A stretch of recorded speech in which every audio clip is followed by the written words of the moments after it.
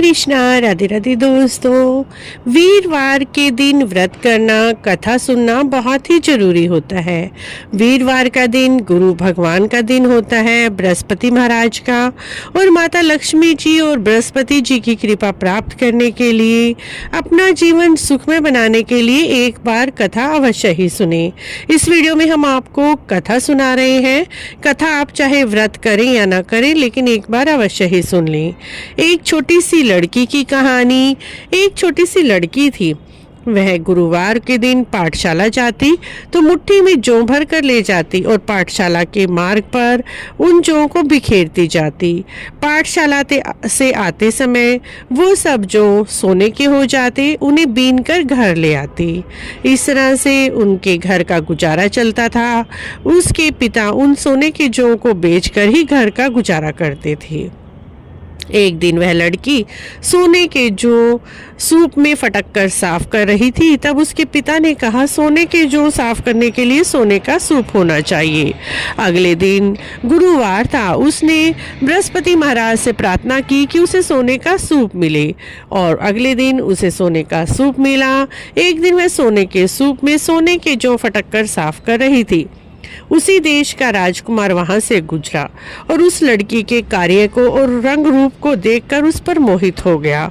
घर जाकर आसन पाटी लेकर पड़ गया। बिना अन्न जल के उसे कई दिन हो गए। राजा खुद अपने बेटे को मनाने आए। पूछा कि राजकुमार, तुम उदास क्यों हो? क्यों अन्न जल त्याग कर दिया है?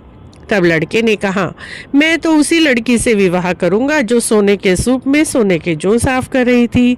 राजा ने कहा, तुम उस घर का पता बता दो, अवश्य ही हम तुम्हारा विवाह उससे करा देंगे। राजा उस लड़की के पिता के पास गए और उनकी लड़की का हाथ मांगा। ब्राह्मण देवता ने बड़े खुश होकर राजकुमार से अपनी लड़की की शादी कर दी। लड़की की विदाई होते ही उनके घर दरिद्रता का निवास हो गया, क्योंकि वह तो लड़की के भाग का ही खाते थे। गुरु महाराज की कृपा से ही उनके यहाँ धन था। काफी दुखी होकर पिता अपनी पुत्री के घर गए और अपनी दयनीय दशा बताई। पिता की दयनीय दशा देखकर पुत्री ने अपने पिता को बहुत सारा धन दिया और कहा, पिताजी माताजी को कहा करें, गुरुवार के दिन नहा धोकर स्वच्छ वस्त्र पहनकर गुरुवार की कथा अवश्य ही सुने और व्रत करें, जिससे आपके घर में भी अन्न धन की कभी कमी नहीं होगी।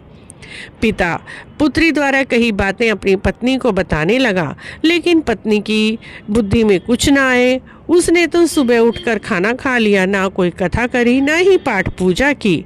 अब फिर से थोड़े दिनों में उनके घर धन खत्म हो गया।